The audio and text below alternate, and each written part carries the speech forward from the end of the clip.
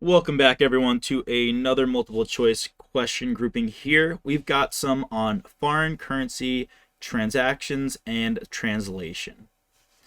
All right, let's think about what the first question is asking. It says, how should the foreign currency transaction gain be reported on Toigo's financial statements at year end, December 31st? Well, let's see. We purchased merchandise from a vendor in England on November 20th for 500,000 British pounds. Payment was due in British pounds on January 20th. The spot rates to purchase £1 were as follows. All right. One thing I'm immediately going to eliminate is January 20th. This is not important at all, not relevant. This is after our reporting date. We purchased the British pounds on November 20th. January 20th is just completely irrelevant there. Not going to be important. Now, let's also look at our possible answers.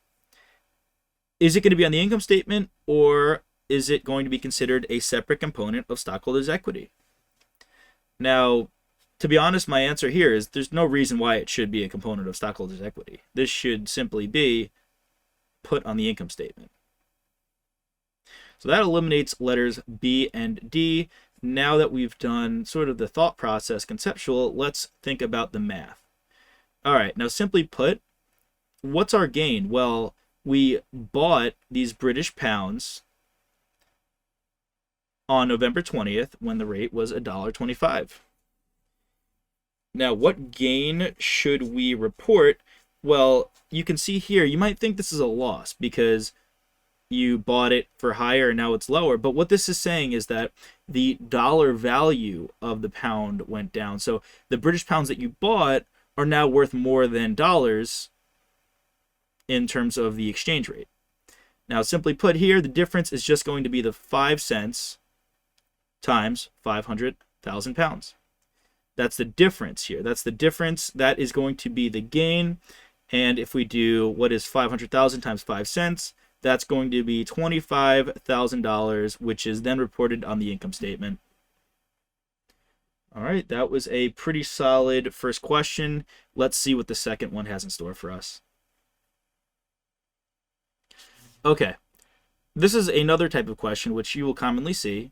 It has a bunch of possibilities for what currency we use. Now, what is the company's functional currency? 2 points here. What currency makes sense to use?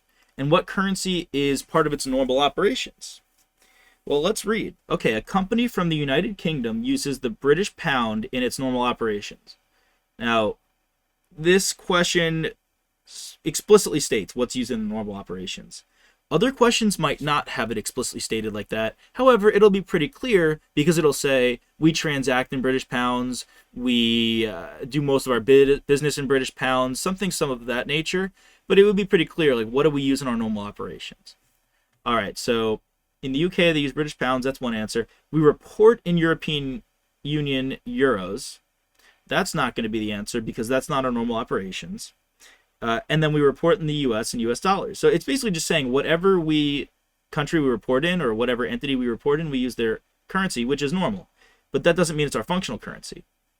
The company's owned by a private equity firm in Japan. Great, wonderful, doesn't matter. That's not our functional currency. So functional currency is going to be what makes sense because you're going to use it day to day. And if you're constantly transacting in British pounds, you probably want to report your functional currency as the British pound. Nothing too crazy here. You all got it. This is something that you can definitely handle. Thank you all for joining, and I'll see you in the next one.